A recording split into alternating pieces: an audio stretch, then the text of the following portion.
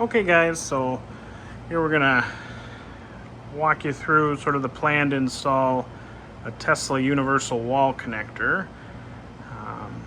That'll charge your Tesla with a NACS connector, NACS, North American Charging Standard, that most electrical vehicles or EVs are going to have here, other than Tesla starting next year. Rivian will put them on them, GM.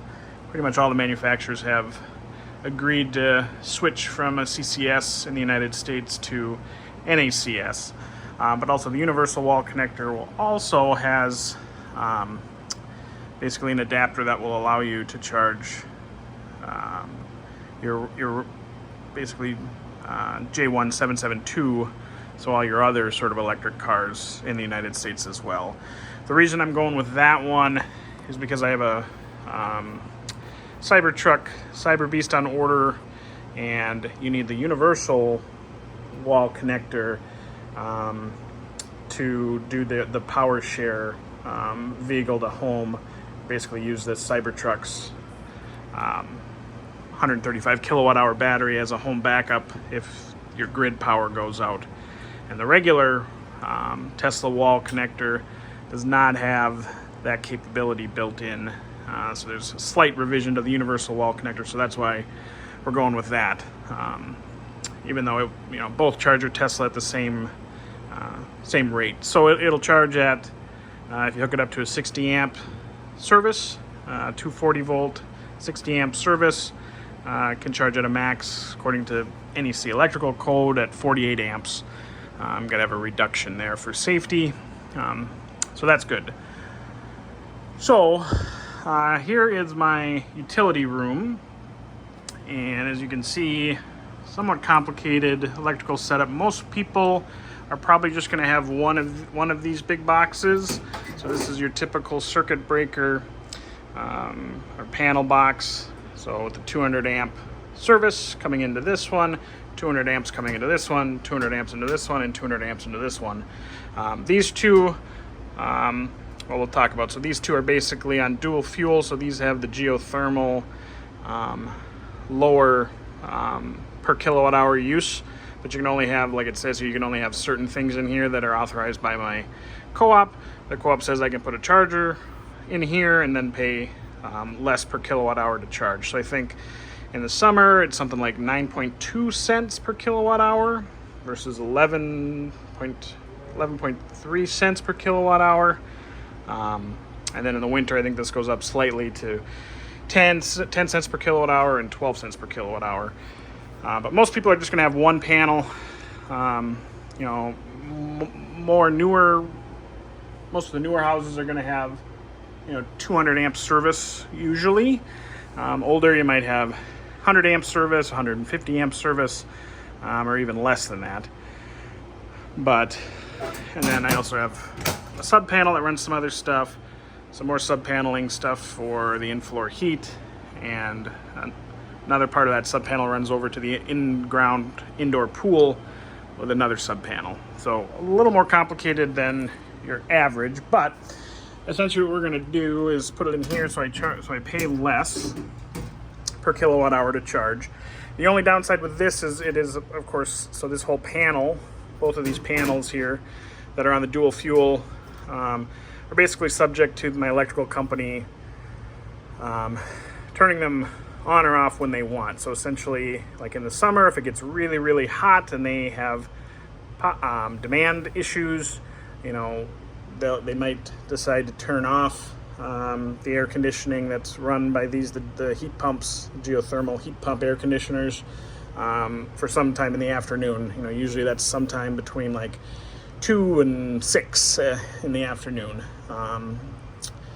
So there is that. So that probably happens maybe 5 or 6 times a summer, and maybe once in the winter, if ever in the winter. So the co-op is like, yes, you can put your EV charger hookup in here if you want and pay less per kilowatt hour. Just know that, of course, if we demand shut off the panel, it would also, of course, the charger would not work during that time. And that's okay. I have another gas vehicle. It's not like I'm ever going to be, where this would be demand, where they would turn this off, and I would be like stranded and not be able to charge or not have enough charge left in the car to get somewhere to get to, the nearest supercharger is 3 miles away. There's Electrify America 2.5 miles away. So I mean, plenty. I'd rather be inconvenienced a couple times a year, if that. And most of the time people are going to charge, you're going to plug in when you're home from work, and charge overnight. Now this panel is always, it's not really necessarily time of use. There's some where it's like, if you charge during the off-peak time, so usually that's sometime in the evening time. So most electrical utilities are something like 9-10 p.m. at night until 5-6 in the morning. If you're on time of use, they'll charge you less for that. This is always 9.2, so it doesn't matter if I get home from work at 1 in the afternoon and plug in, it's fine. If I plug in at 6 at night, if I plug in at 10 at night, 2 in the morning, it's always going to be that 9.2 cents per kilowatt hour.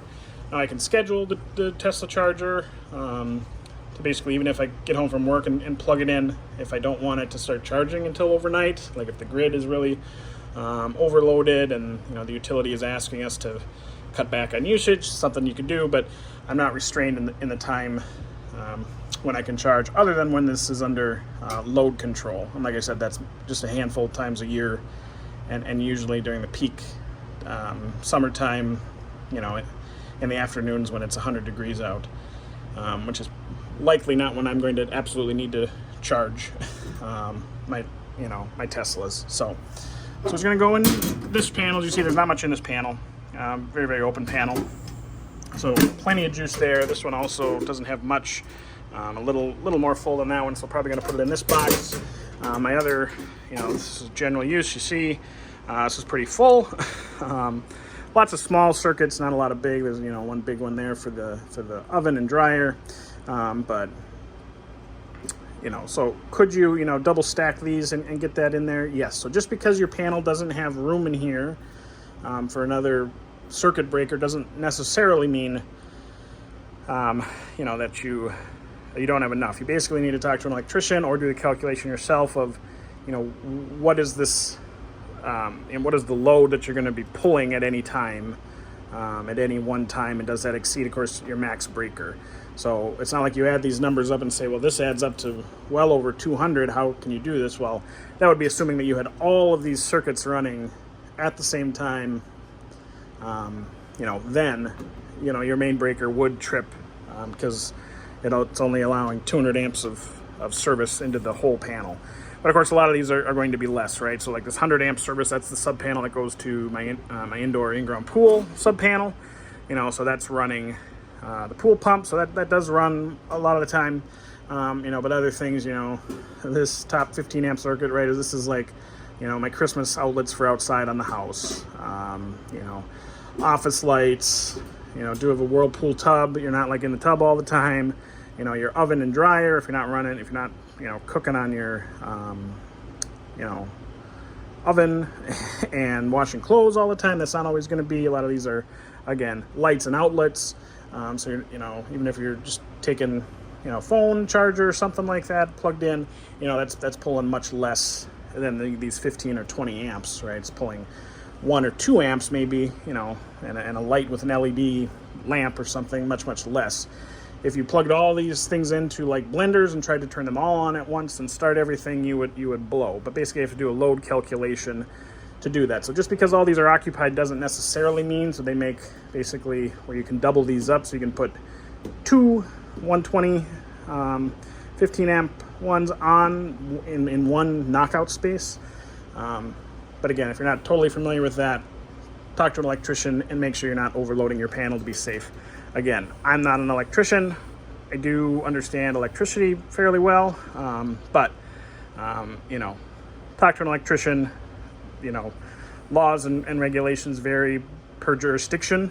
So there is a national electric code, but state electric codes can trump that and be more restrictive. Local electric codes, county, whoever basically has jurisdiction. So the AHJ, the authority basically that has jurisdiction over that makes final rules on that. So talk to a local electrician, and they can tell you more. Again, in this one, I would probably have space to put it here, but again, I don't see a reason to just pay, 15-20% more per kilowatt hour for it. I mean, my electricity cost is really low, 9-10 cents a kilowatt hour is very, very low. You go to California and they're paying 30, 40, 50, 60 cents a kilowatt hour. New York, 20, 30 cents a kilowatt hour.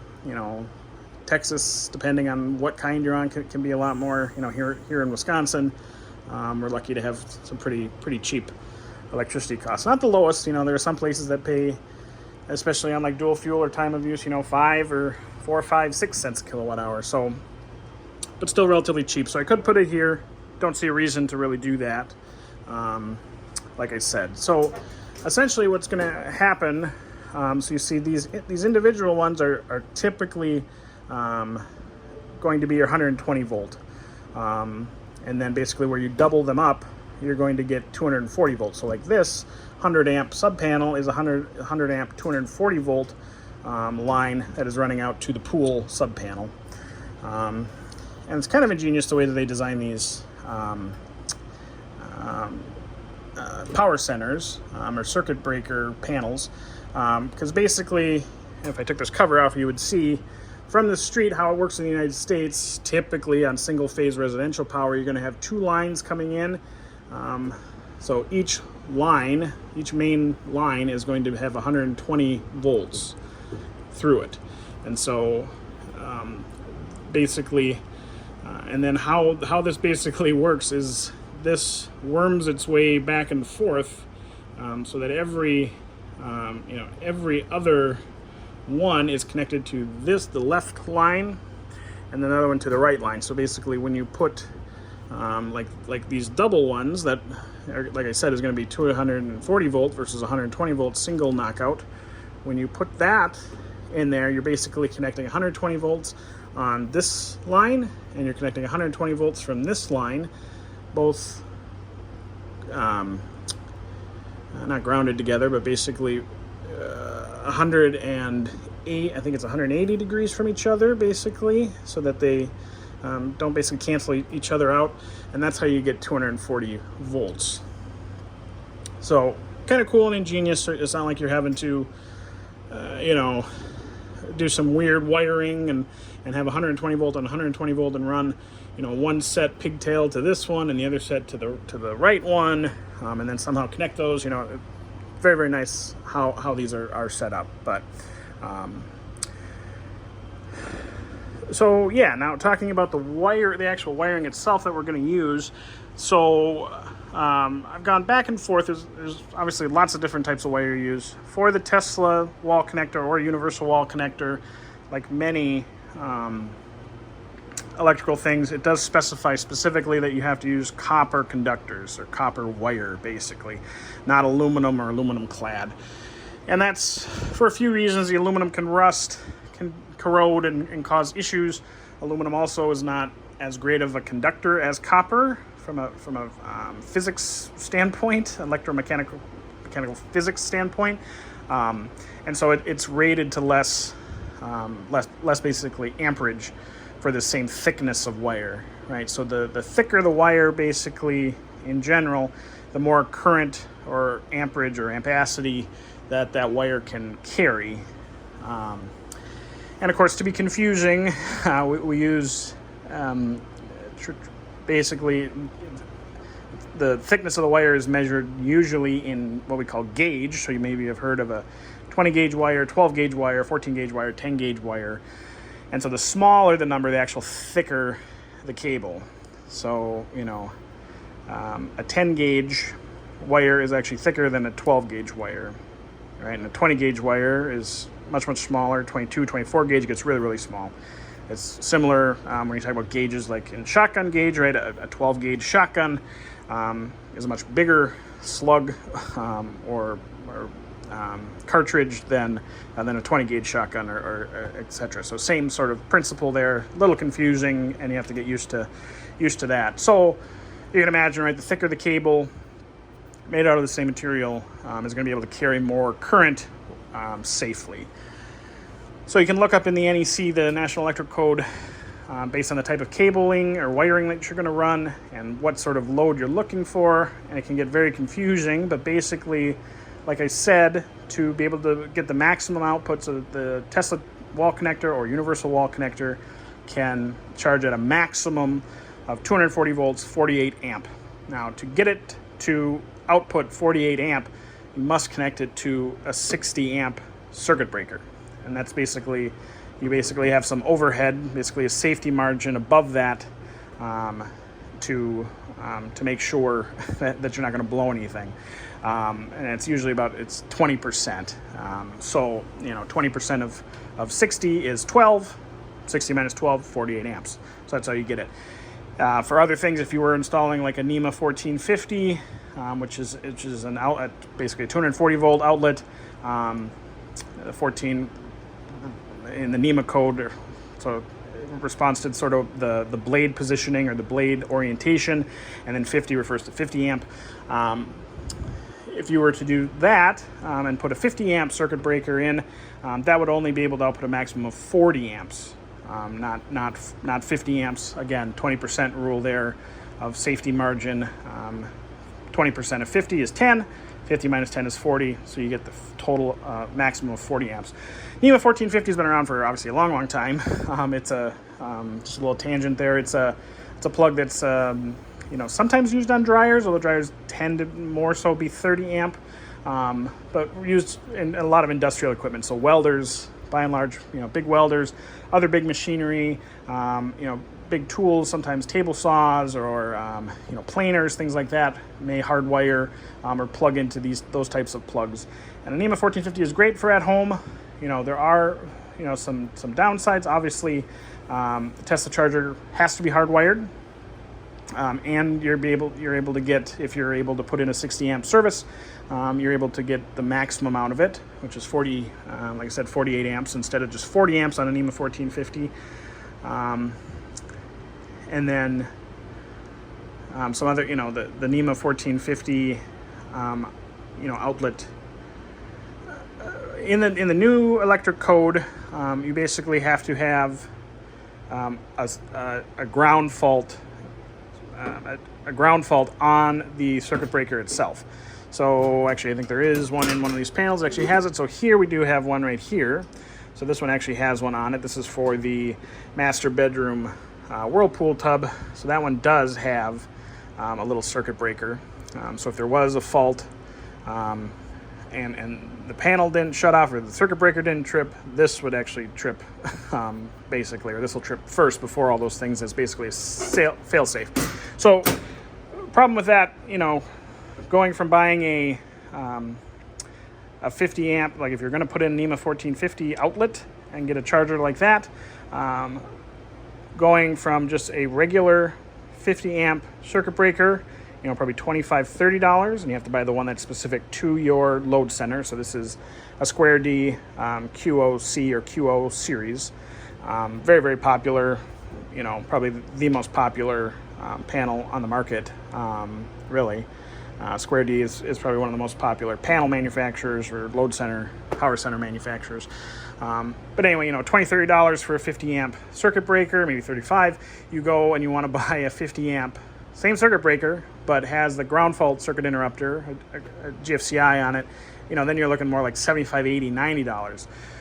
So you increase the price there. With the Tesla, it has basically a ground fault logic built into the unit itself. And Tesla says, do not install any sort of disconnects. Do not install it on a plug. You must hardwire the unit. Do not install a ground fault circuit interrupter circuit breaker.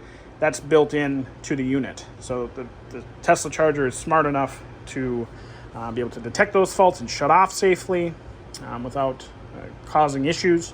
And then it's also able to basically turn, if it did ever trip itself, it's able to diagnose itself essentially, and when it's safe, turn itself back on or attempt to turn itself back on. Unlike your other ground faults, when they go pop, you don't know until you come and look at it, other than whatever you had plugged in there is not working. So you can get away with having that. So that lowers the cost there. You don't have to run that. When we're talking about now the wire that has to come here, or I should say not here, but it's actually going to come into this one here, and more than likely, probably land here or here.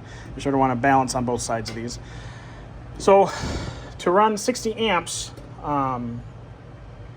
you either have to run, so you can get away with 6-gauge wire, THHN or better. So THHN is basically individual wire that would be running through a conduit. So that has an ampacity that you can get away with 60 amps at your lowest point. So basically the wire can be rated at usually 3 different heats. So basically if the wire is hot, what can it carry? So at 60 degrees, at 60 degrees Celsius, 75 degrees Celsius, and 90 degrees Celsius is your typical, when we talk about wire insulation and ampacity ratings, what the National Electric Code basically says. So THHN wire are basically individual stranded, conducted, or solid conductors or wiring. 6-gauge of that can handle that even at 60 degrees Celsius. And it handles actually quite a bit more than that, above that. But just like anything, you have to go with what is your lowest, whatever you're connected to is the lowest. So circuit breakers are typically not rated there at 90 degrees Celsius. They're typically rated at 75 degrees Celsius.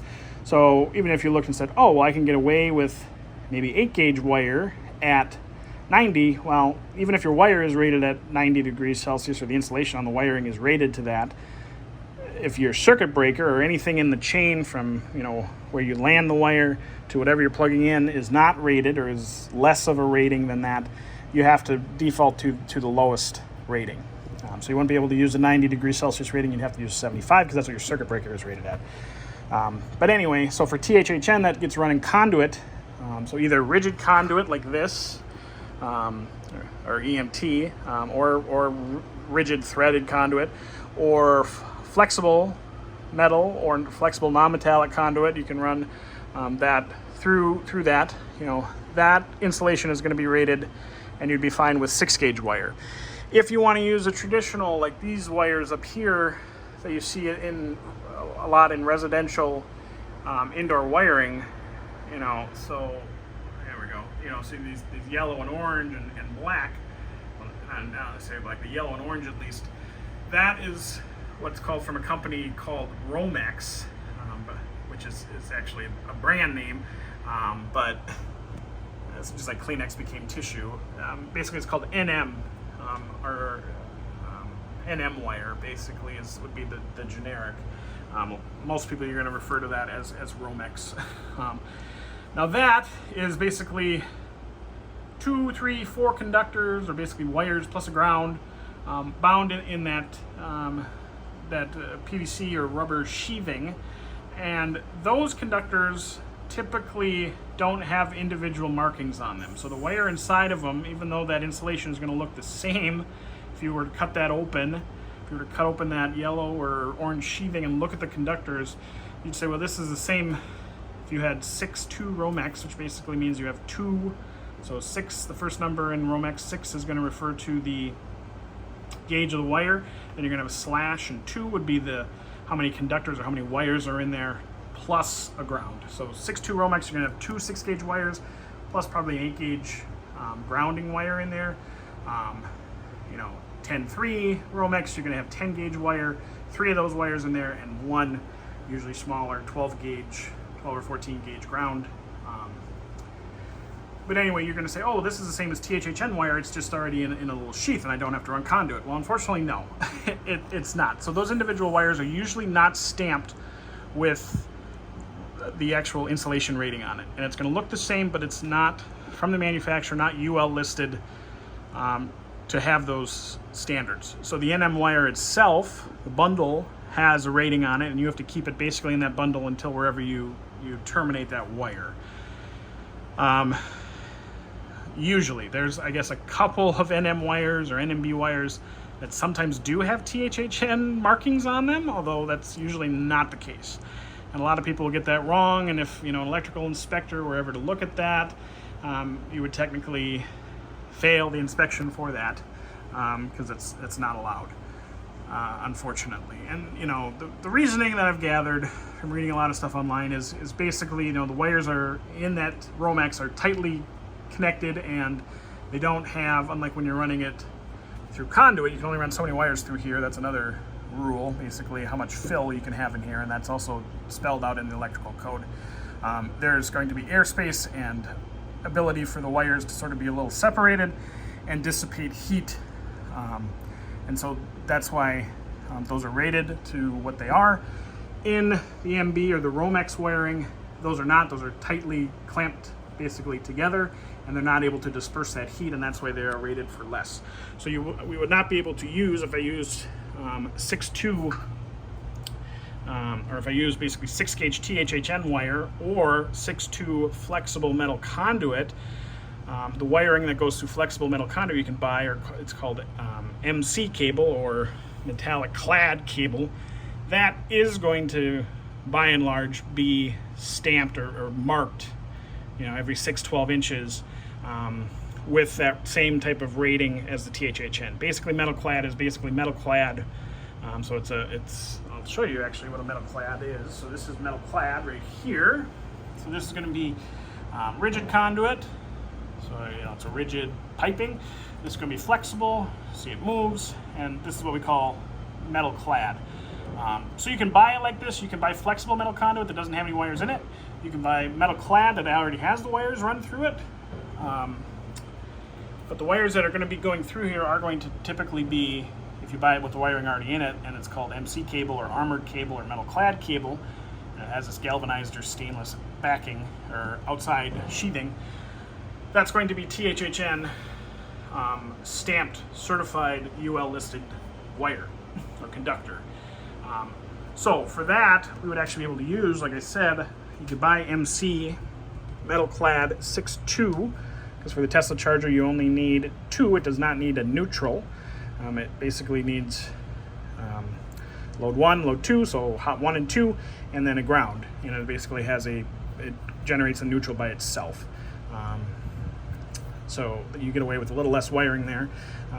But anyway, so you could do it with that. If you're going to run conduit or flexible conduit, so you can also run flexible, so instead of having this rigid stuff that you have to get a bender for and everything, you can run flexible stuff, which I don't think I have any in here. I don't. But basically, it's conduit. You can get metallic. So metal or non-metallic.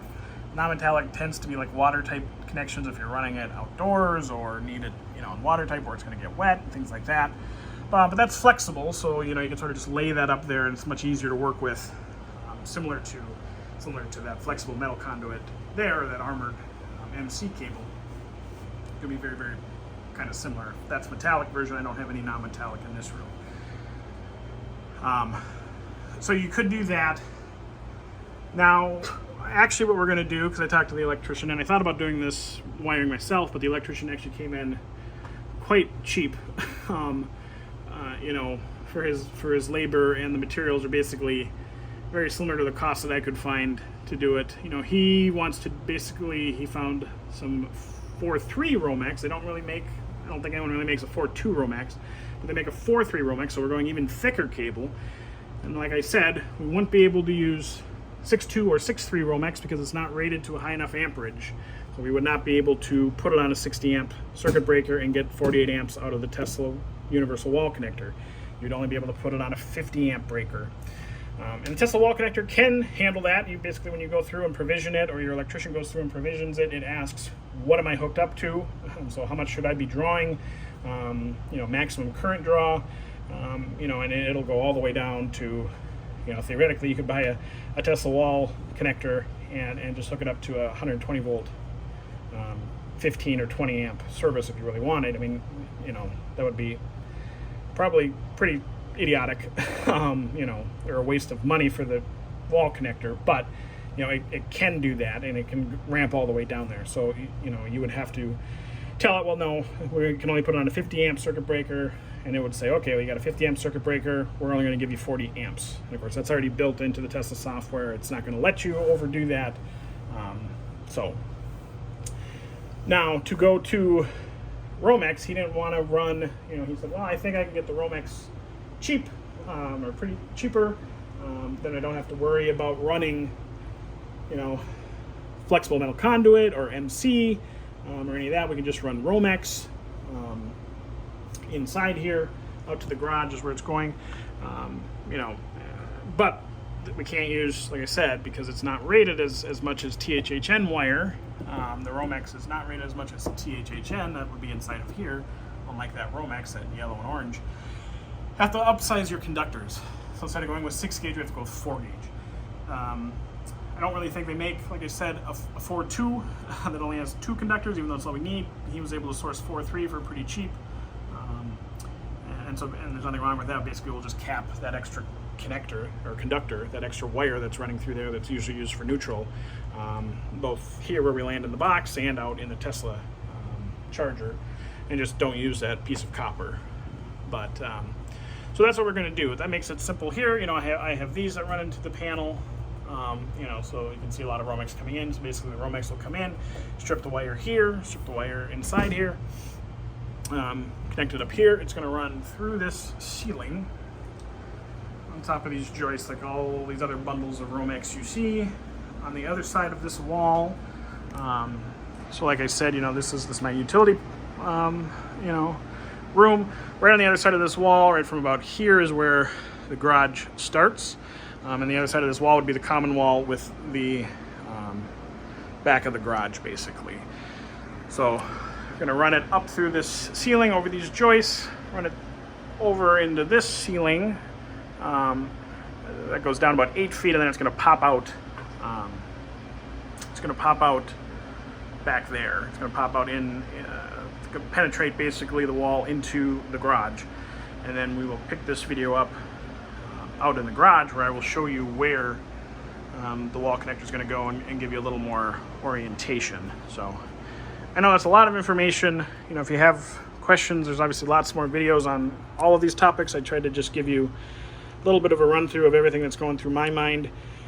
Like I said, when I was going to do it myself, I said, okay, I can get 6.2 MC or 6.2 metal clad wire that has the ampacity or the amperage rating for a 60 amp breaker. I was able to source that fairly cheaply, but then you have to deal with the metal clad cabling and running that. Metal clad cabling or sheathing, is going to really be pretty, tends to be oily and stuff, so you really do have to wear, gloves. Your hands will get all black. Whatever you're sort of rubbing it against will get all black, things like that. Romex is very, very popular and is used all over. I mean, it's basically the go-to, especially in the United States, and I think all over the world, sort of construction for interior wiring. We can see all the yellow and orange and black Romex running all over. The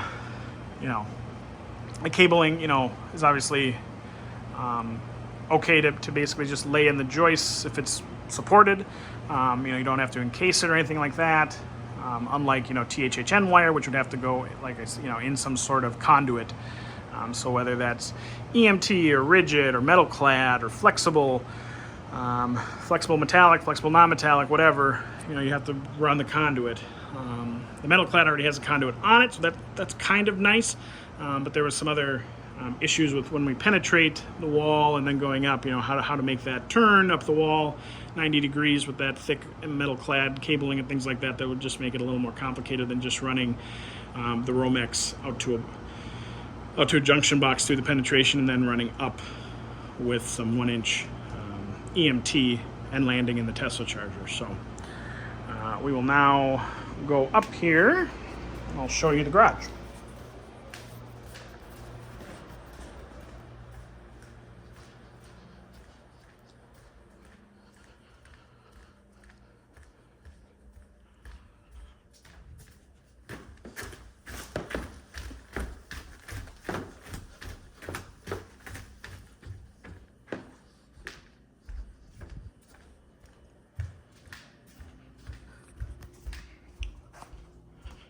Okay, so let me orient you. So essentially, so now we're in the mudroom that's going out to the garage. So basically right below here, so this wall and right below me, that's where my four main electrical panels are. So that's that. You can see, when we're running basically across this wall, that's where that other sub panel is right below here. All my internet connections, and alarm system, things like that.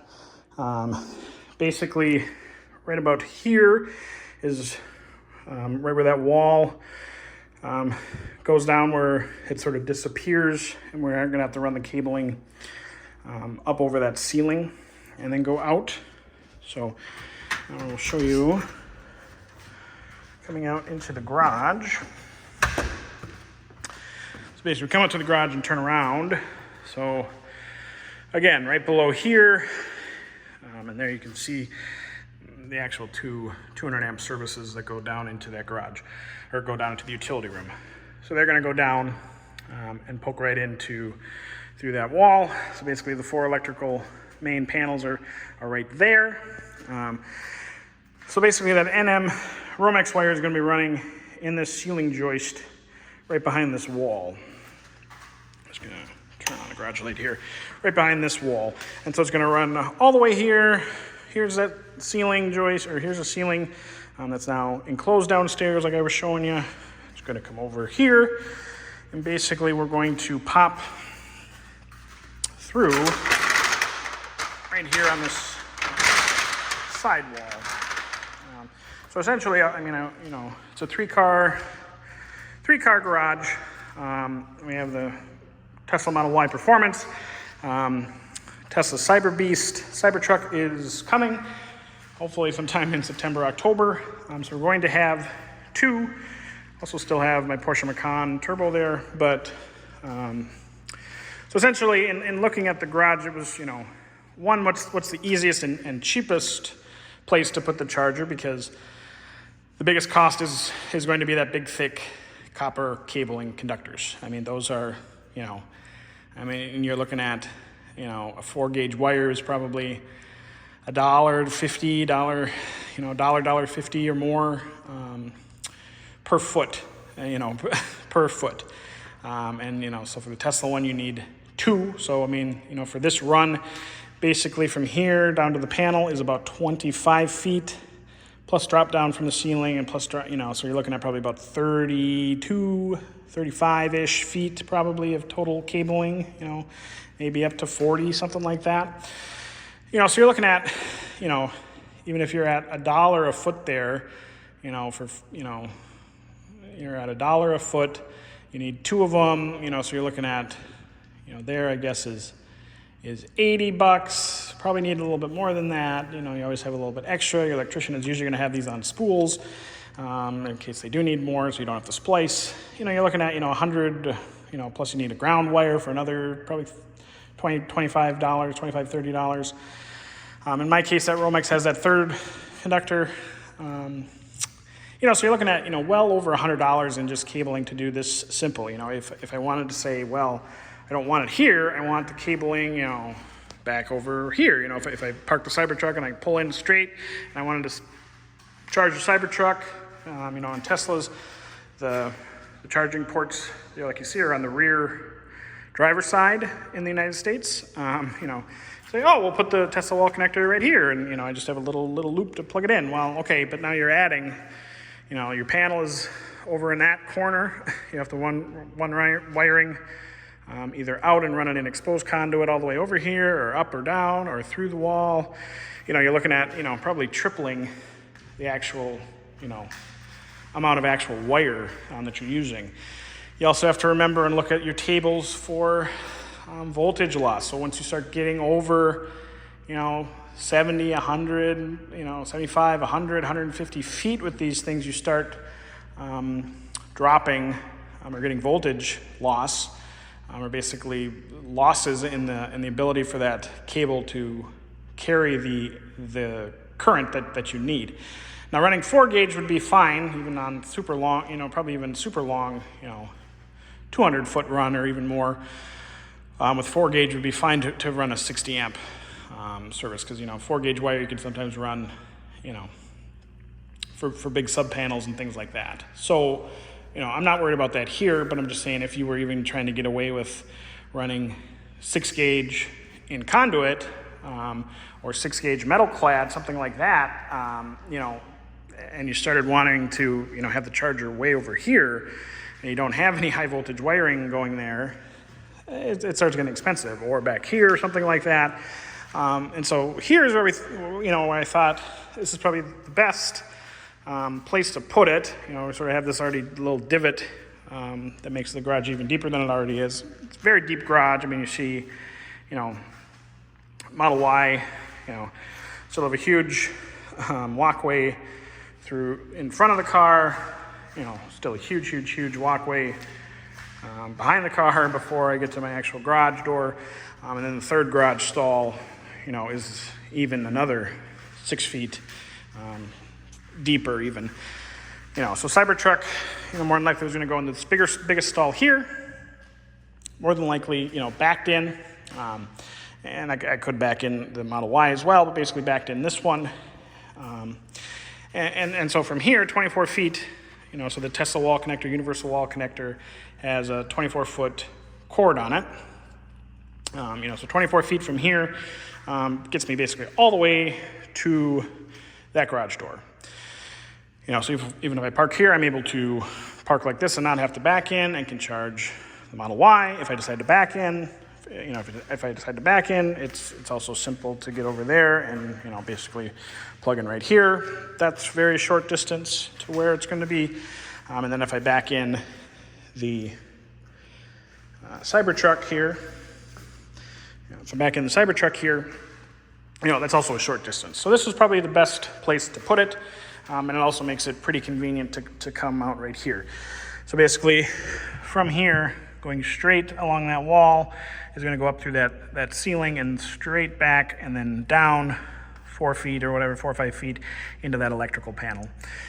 So once it stubs out here, basically the Romex will stub out here, probably into a box or some other conduit body, like an LB conduit body. Probably just going to put like a two gang box, basically.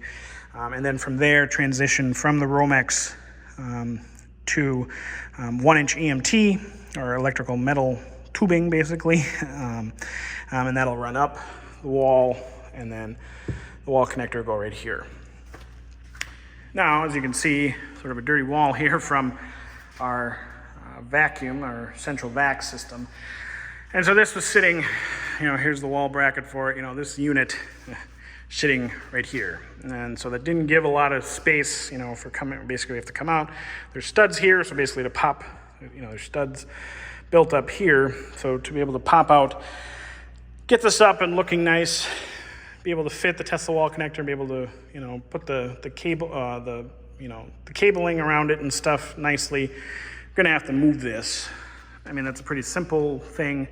Haven't done it quite yet. Probably do it after we get the Tesla wall connector, just for final fit. But basically, we're probably going to end up moving this over, 8 inches, 6-8 inches, basically. So instead of hanging here, it'll now hang here and give us plenty of room for the universal wall connector there. Pretty simple process, although that is not Schedule 40 or Schedule 80 PVC. That is very specific 2-inch outer diameter, 2-inch outer diameter central vac tubing or piping, not tubing, I guess, pipe. So I had to buy, basically, what I'm going to do. This has an inlet and an outlet with a little muffler that goes out and exhausts outside. This is your basically inlet, so where the vac basically creates negative pressure and sucks all the stuff in, and then outlet for it. But so I had to buy this coupler. Basically, I'm going to move this over, so I'll have to, and I started sort of measuring, cut the pipe here, so I can move the whole unit over and connect here, and then I'll use this section of pipe as the donor pipe with this coupler to go into the other side of the unit. So as you see there, it has its intake on the left side and the exhaust there on the right, and so we got to move it over. But this is not just a Schedule 42-inch or 1.5-inch coupler. It is a very specific 2-inch outer diameter vacuum tubing that doesn't have any sort of really bevels in here or chamfered edges, so that you don't get anything that you're trying to vacuum, through here. It does not have a chamfered edge or bevels where those pipes meet in the coupling. Basically, so if you have toothpicks or whatever you're vacuuming through there, or dust or hair or whatever, it doesn't get caught on some edge and cause a clog. So different type of tubing. It's cheap, but it's just sometimes hard to find. Menards really does not carry it. I don't think Lowe's or Home Depot really does. I was able to find that coupling, for a couple bucks on Amazon. Probably should be, 50 cents or something, but it was $4 on Amazon. But anyway, so the back will be out of the way, and then it will go here, is where the Tesla Universal Wall Connector will go. It'll be all nice, you don't want Romex exposed or anything like that, so that's going to go through that EMT tubing and land in that wall connector. So we will pick up here probably in the next video with some clips of the electricians installing it and running some stuff, and then we'll show you when we're all done. Yeah, so right now, I'm just slowly charging with the Tesla mobile connector, just at 120 with a NEMA 515. So NEMA is National Electrical Manufacturers Association. So that's a classification that all these plugs technically have. This type of plug, which is the one that you are going to see everywhere in U.S. households, basically. This is what's called the NEMA 515. So again, that first number 5 indicates the blade positioning. So you have 2 vertical blades, and then your ground conductor. And then 15 refers to the amperage. So this is a NEMA 515 or 15 amp. So that would be the maximum, would be 15 amps that it could theoretically draw. And that's why you have a 15 amp breaker for these. So that's going really slow. That's going to give you maybe, 2 or 3 miles per hour of charge on this. Versus with the Tesla Universal Wall Connector, you're going to get something more, in the 35 to 40-ish, depending on your Tesla model, miles per hour of recharge capability. So if you look here, so this one is, this connector that's for the back is actually what's called a NEMA 520. So this is actually a 20 amp, again, 120 volt. Same pin, basically blade design with a little separate side slicing one, which it actually doesn't even, this one doesn't actually even use, but it does provide, that all got on there, but it does provide 20 amps instead of 15 amps full service. So if you ever see with this little indentation, because you will have some that will actually have a sideways plug like that.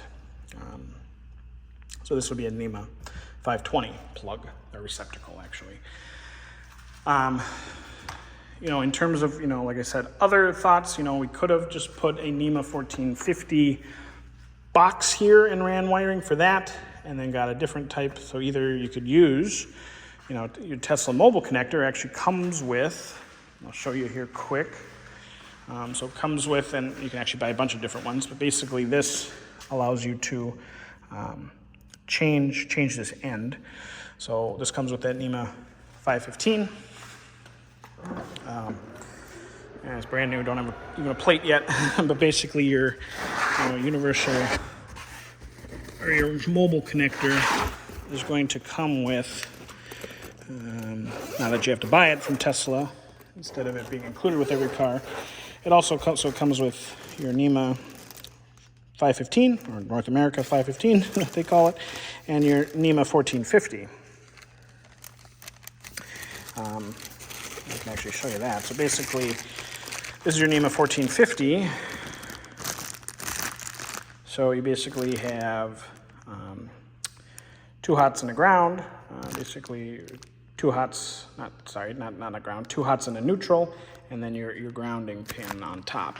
And so a NEMA 1450, you'd have 240 volt, you would plug that into this, and you could get fairly high charging speed, or by a different EVSE, a different, so there, Clipper Creek makes some, Autel, there's lots of other ones you can get, although most of them, or I think all of them, still do not have a dedicated NAC, so you'd have to use your J1772 adapter to do that. But it's possible, like I said, downsides of that that made me say, man, it's not the best idea. One, you have to run that extra conductor for the neutral. Two, you have to have the breaker with a ground fault on it. So that makes the breaker, probably basically 3 times as much as your normal breaker. So it's not great. It's not going to be dedicated Tesla. Also, with me getting the Cybertruck and putting one in that is capable of doing that power share technology, so vehicle to home, didn't really make sense to go through all of it to not put that in. And so that's why we're doing that. Potential positives, on another downside, right, NEMA 1450 is then also, the absolute maximum, by design that you can plug into it would be something that wants to draw 50 amps. And like I said, with the overhead in the electrical code, it'll actually only draw 40 amps. So you're losing, 8 amps there of difference. With the 60 amp Tesla connector, it'll pull 48 amps. After you subtract off that 20% safety margin. With NEMA 1450, it'll pull 40 amps instead of 50. So you're pulling 40 amps at maximum versus 48 amps. And actually, I think the mobile connector actually won't even do that. You're not even going to able to get your full 40 amps. I think it'll only pull 32 amps, and that's just a limitation of the actual mobile connector hardware itself, that it'll only pull that. So you're actually quite less. Now, in reality, the vast majority of people, if you're able to install a NEMA 1450 and buy that mobile connector for $250, so this mobile connector is only $250 from Tesla, you get both your regular charge, so basically you're able to plug in and get a very slow charge, but basically anywhere that you can find any sort of electrical outlet. So a lot of that, parking lots, a lot of, parking lots or even job parking lots at work, things like that in the Midwest where I am, they're going to have regular plug-ins really for gas cars for winter for block heaters. So basically engine block heater. You would plug that in when you went to work so that your car didn't, or battery didn't die, and it kept your engine block warm so that it was easier for the battery and your starter and everything to start your car after it's been sitting out in 0-degree temperatures. So those are in a lot of employer parking lots. And everywhere else, and sometimes you'll just find random sort of plugs in parking lots, on lamp posts and things like that. Not necessarily always like the ethics behind just randomly plugging in, but I mean, if you really needed to, or a hotel or something like that, you can park close to the building, plug that in if they don't have an EV charger, or there's no supercharger, there's nothing there. You plug that in overnight, you're at least going to hopefully get enough charge to get to a supercharger or some other charger to do that, right? So that's a benefit of that. You get both the 515 plug that'll plug in basically anywhere. When you buy it for $250 from Tesla, you get the 515. You also get the NEMA 1450, so you can plug that in. You can take it with you. If you can find NEMA 1450, another place where you're going to find lots of NEMA 1450 plugs are going to be RV parks, right? So even if you're sort of in the middle of nowhere and you're like, yeah, there's no Tesla supercharger here, but there's an RV park, right? There's a KOA or there's a RV park here or there. They are going to usually tend to have NEMA 1450 plugs because that is what the vast majority of RVs will plug into for their shore power. So that is a benefit of, you might be able to get away cheaper buying this in terms of installing a NEMA 1450. I think the costs are sort of a wash between that and the Tesla, especially the Tesla wall connector. The Tesla wall connector is $450. The Tesla universal wall connector jumps to $580, I believe. So you're going to spend $250 versus $450 for the mobile connector versus the Tesla wall connector. But like I said, a lot of that cost gets eaten up right away. So, one, you have to run neutral wire Here I am doing that anyway just because it was cost effective with the Romex to do that, but otherwise you'd have to maybe do that. Yeah, so it sometimes isn't the those costs are going to be different.